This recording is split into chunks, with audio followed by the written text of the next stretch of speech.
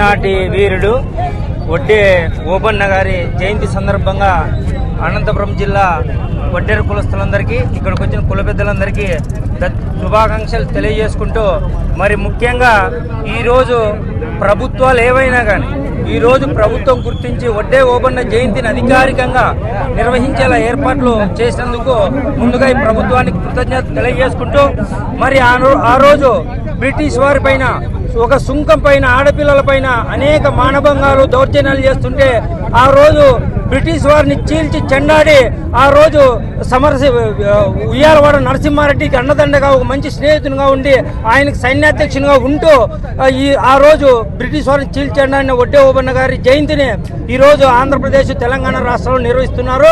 మరి ఇంతేకాకుండా ఈయన స్ఫూర్తిని భారతదేశమంతా వడ్డేరు కులస్తులు కానీ బీసీ సంఘాల నాయకులు కానీ రాజకీయ నాయకులను గుర్తించి భారతదేశమంతా ఈయన జయంతిని జరుపుకునే విధంగా ఏర్పాటు చేసి భవిష్యత్తులో ఎంతో మంది వీరి స్ఫూర్తిని తీసుకొని ముందుకెళ్లాలని వడ్డేరు కులస్తులందరికీ సంవీనంగా తెలియజేసుకుంటూ నాకు అవకాశం ఇచ్చిన అనంతపురం జిల్లా వడ్డేరు కులస్తులకు ఈ కార్యక్రమాన్ని నిర్వహించిన కులస్తులందరికీ ధన్యవాదాలు తెలియజేసుకుంటూ సెలవు తీసుకుంటాం. ఈరోజు నా పేరు వడ్డే జయంత్. నేను all India OCCI legal advisor, నేను అడ్వకేట్ కూడా. ఈరోజు ప్రభుత్వం గుర్తించి వడ్డేరులను మరి వడ్డే ఓబన్న గారి మా నాయకుడు, ప్రీతమ నాయకుడు,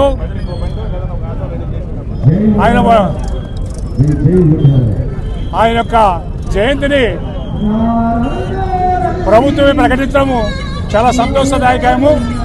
అంతేకాకుండా ఈరోజు రాష్ట్ర వ్యాప్తంగా వడ్డేరులంతా కూడా పెద్ద ఎత్తున వడ్డే ఓబన్న గారి మరి శత జయంతిని జరుపుకుంటున్నారు. 118 జయంతి కాబట్టి మేము కేవలము వడ్డే ఓబన్న ఆశయాలే కాదు, వడ్డేరుల యొక్క అనేకమైన హక్కులు, సామాజిక హక్కులు ఉన్నాయి. ఆ హక్కుల కోసం పోరాడతాం. ఆ పోరాటంలో భాగంగానే ఈరోజు ఈ వడ్డే ఓబన్న ఇక్కడ కూడా పెట్టాలని చెప్పేసి ఆలోచన చేస్తున్నాం.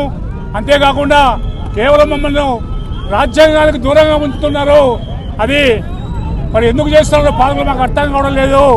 మా ఓటు అవసరం లేదు, మరి ఏమో అర్థం కాలేదు, కానీ మమ్మల్ని చాలా దూరంగా ఉంచుతున్నారు. అందువల్ల మాకు రాజ్యాంగ భాగస్వామ్యం కావాలా, దానికోసమే పోరాటం చేస్తాము. పోరాటం ద్వారానే మాత్రమే సాధ్యమవుతుందని మేము నమ్ముతున్నాము. అందుకే పోరాటం చేస్తాం భవిష్యత్తులో.